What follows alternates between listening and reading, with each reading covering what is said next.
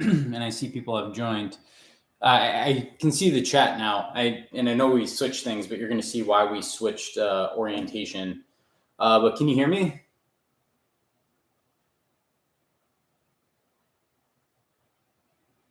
Can you hear me? Yeah. Okay. So let's get to making levain before we mix, because I still got about 10 minutes left on the autolyse step. So let's see how we make a levain. So this is my starter. I showed it to you before. It's nice and ripe, and I'd want to refresh this every day. This is my cache from which I draw the starter to make the levain. The levain's what's going to go in there. So notice if I'm doing this right now, this means that I'm planning on making another batch starting about 4 hours from now. So that we're clear. So in order to do this, because it's 4 hours, I'm going to put 90 grams of this in here. 90 grams. So, sorry, I know it takes a little while, but I'll do this as quickly as I can. Then again, I don't want to, because I feel like going quickly is the enemy of perfection. And we always strive for perfection, right? Okay, so that's 45, 53.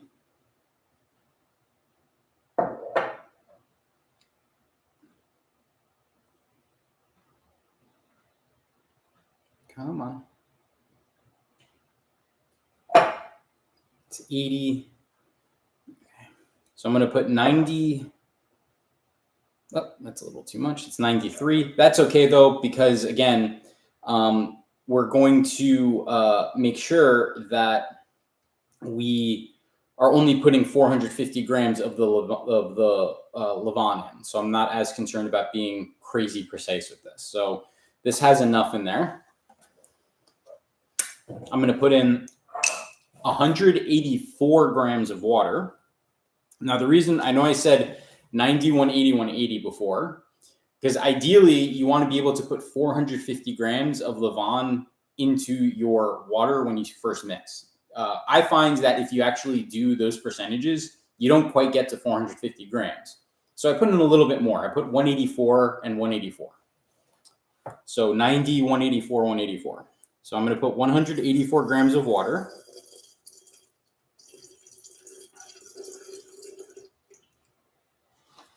Perfect.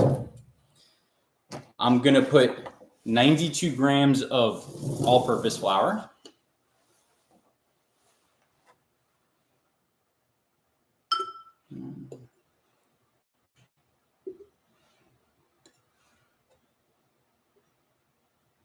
Perfect.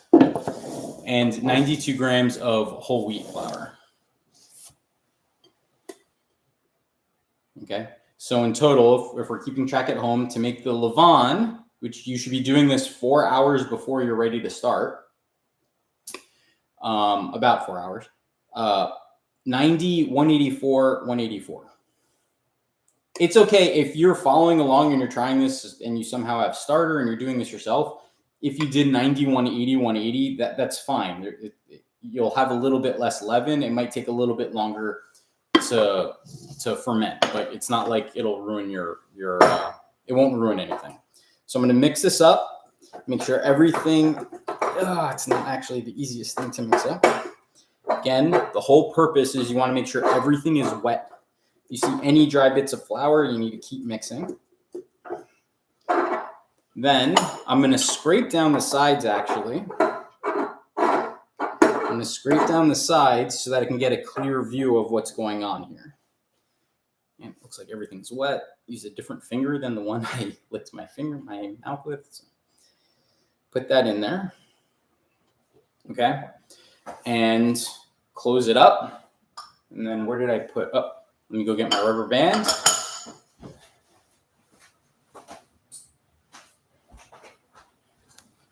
I'm going to use a rubber band. It's okay. Use a rubber band to just note where it started, right? So it's roughly here. I just want to be able to keep track of how it's growing. That's all. I'll be right back. I'm going to put this in another proofing container that I have in the other room. In 1 sec.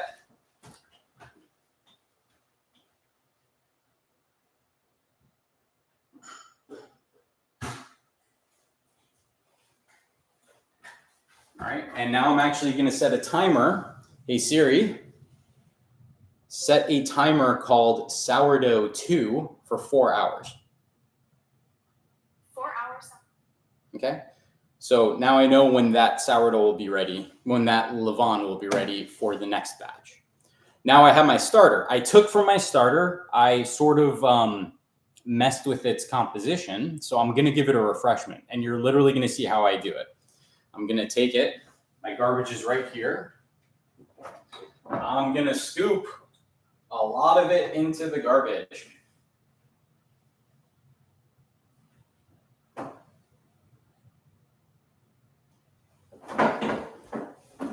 A lot of it went into the garbage. There's very little left.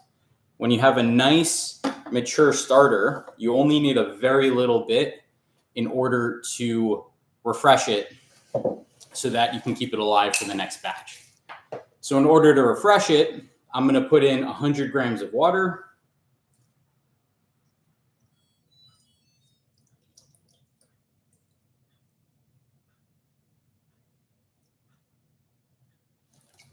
It was 102. That's okay.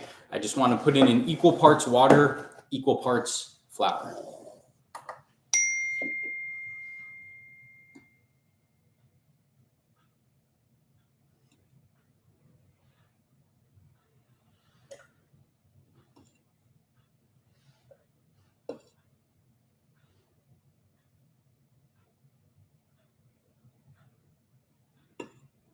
So equal parts flour, it's 72 grams flour and 30 grams of rye. I actually put rye into my starter, but you don't have to. It's actually a little bit too much. Actually put in a little bit too much rye, so I need to compensate with water. Again, I want equal parts water, equal parts flour. It does not matter what kind of flour you use, just as long as you have equal parts flour, equal parts water.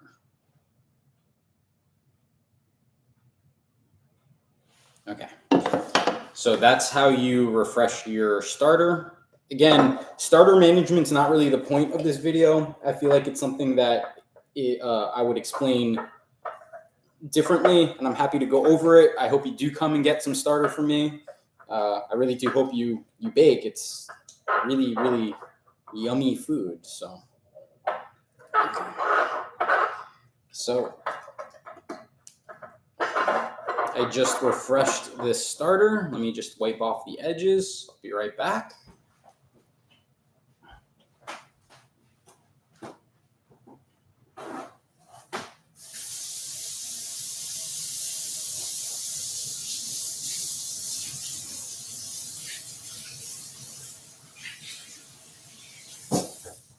Okay, so just let me wipe this off.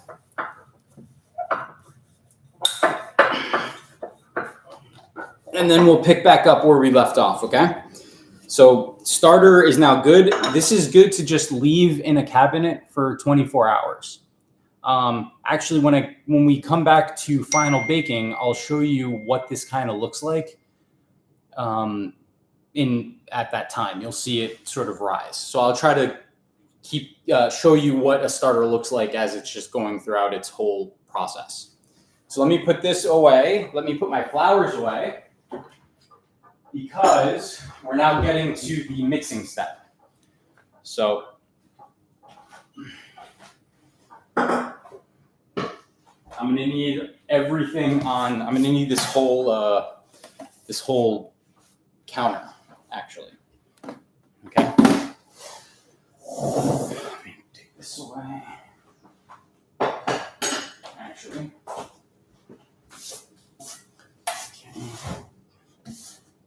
Away. This can go there. Okay, so now that we've done auto lease, it's been going for about 40 minutes now, and it's now ready to get its final mix. So this part of the journey actually establishes the gluten that is needed in order for the bread to be bread. And the whole purpose of this next step is to try to get as much oxygen in to the dough as possible, because oxygen will equate to gluten development.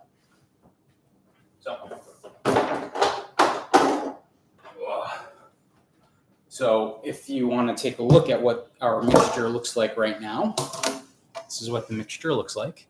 Everything's nice and wet. It actually looks like it's coming along very nicely. Now, I'm going to put in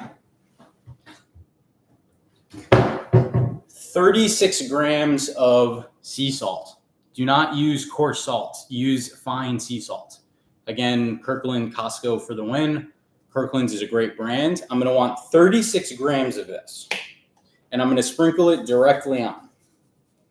I would not recommend this, but you just need 36 grams. Now, salt is there, for a little taste, obviously, but it's also there to help temper the fermentation. You don't put in salt, the ferments will run wild. So salt helps sort of taper it as much as possible. Now, I'm going to tear this again, and let me close this. See all my flours in here? After I add my 36 grams of salt, I'm going to add the 100 grams of water.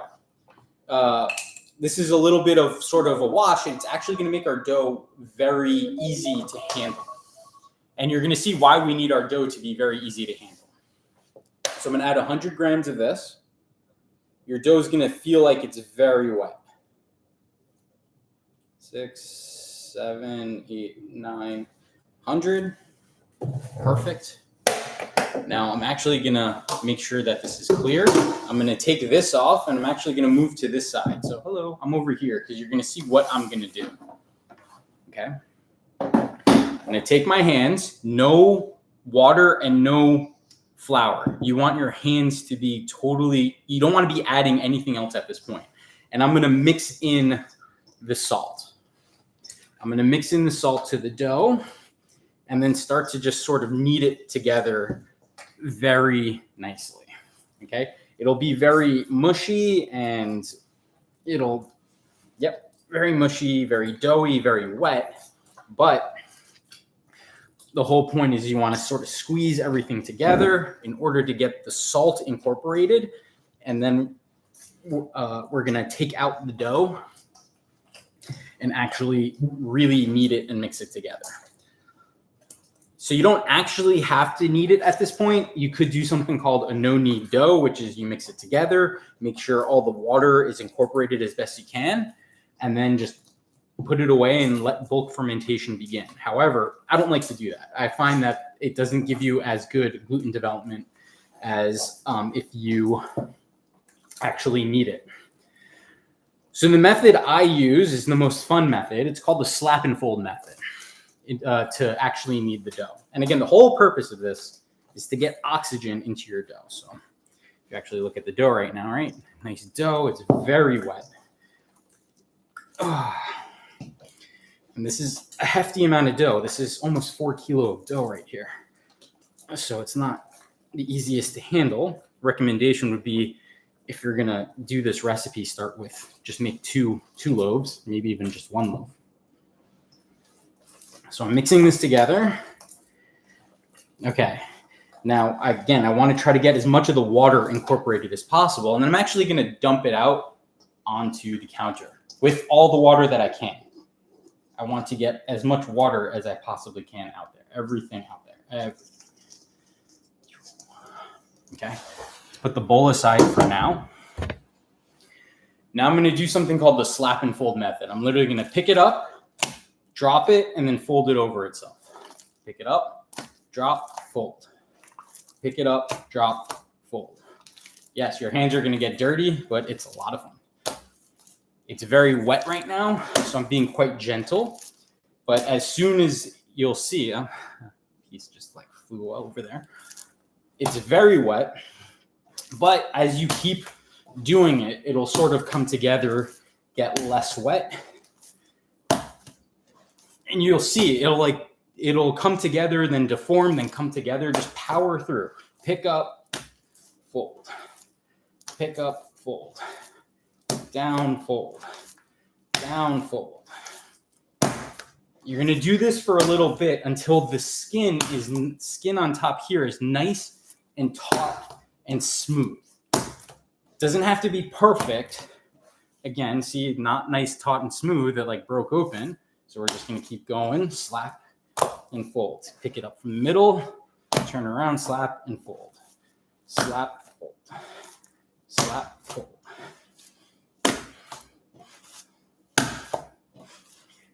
And you'll see, as you keep doing it, your hands get very sticky, but they'll get less, the dough will get less sticky as you keep doing it. See, notice I'm picking it up in the middle this way, turning it 90 degrees, slapping the bottom down and folding over. Slap and fold. Takes a little bit of practice, but you'll get it after a few times.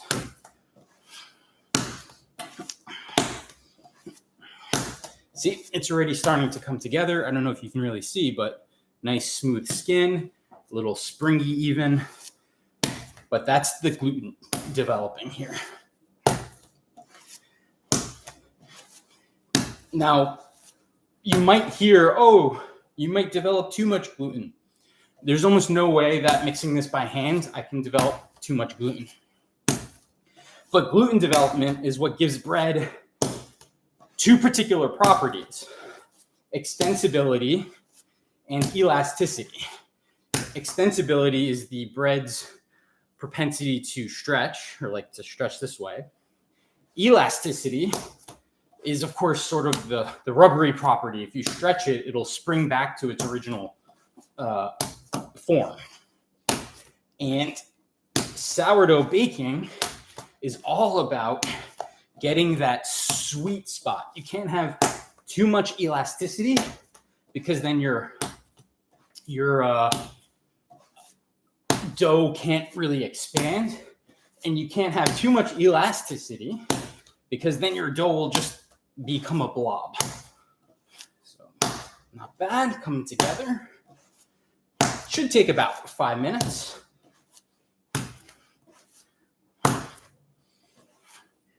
If you get tired, you're more than welcome to sort of take a break, let the dough relax a little bit, and then get back to it. Or if you just get tired, you can stop. But actually, let me get, for now, I'm going to take a tiny break. This is the fun part. So, over.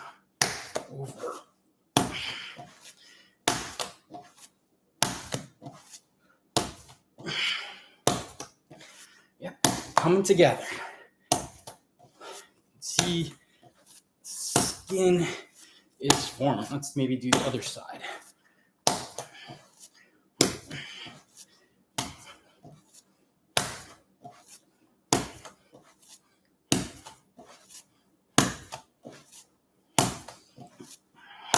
Yeah, coming together.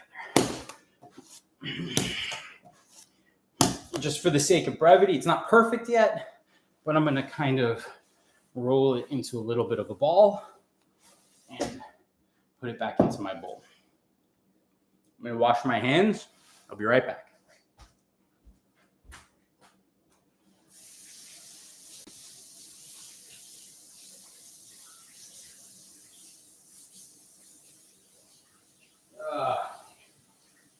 Problem with the dough is it's just hard to wash off. So apologies.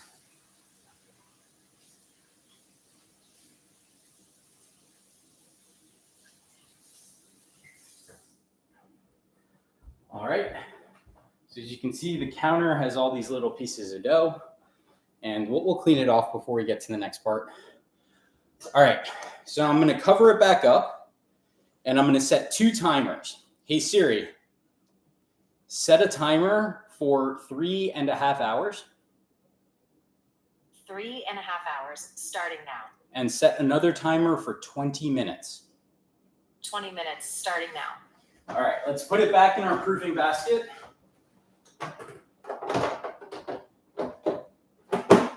So what was the 3.5 hour timer for? Well, the 3.5 hours is for the bulk fermentation. This is where we're going to sort of let it sit for 3.5 hours and let the fermentation work. So we've started to establish gluten. During bulk fermentation, you'll have the fermentation actually occurring at a large scale, and you'll have more gluten development. Gluten should just naturally develop. Again, as long as there's oxygen, you'll get gluten development. And the 20-minute timer is we want to do a stretch and fold. The stretch and fold is serves 2 different purposes. One, more oxygen into the dough, because you're actually literally going to stretch and fold, stretch and fold. And 2 is you want to make sure that the dough temperature is even throughout the entirety of the dough. And so stretch and fold helps to make sure that everything is more uniform. You don't want one part of the dough to ferment more than the other. You get uneven dough, and it's just not very good. So I think we have about 17 more minutes until our first stretch and fold. Stretch and folds take about 2 seconds, not 2 seconds, maybe 2 minutes. But we're going to do 3 sets of stretch and folds and then let the bulk fermentation continue. So until next time.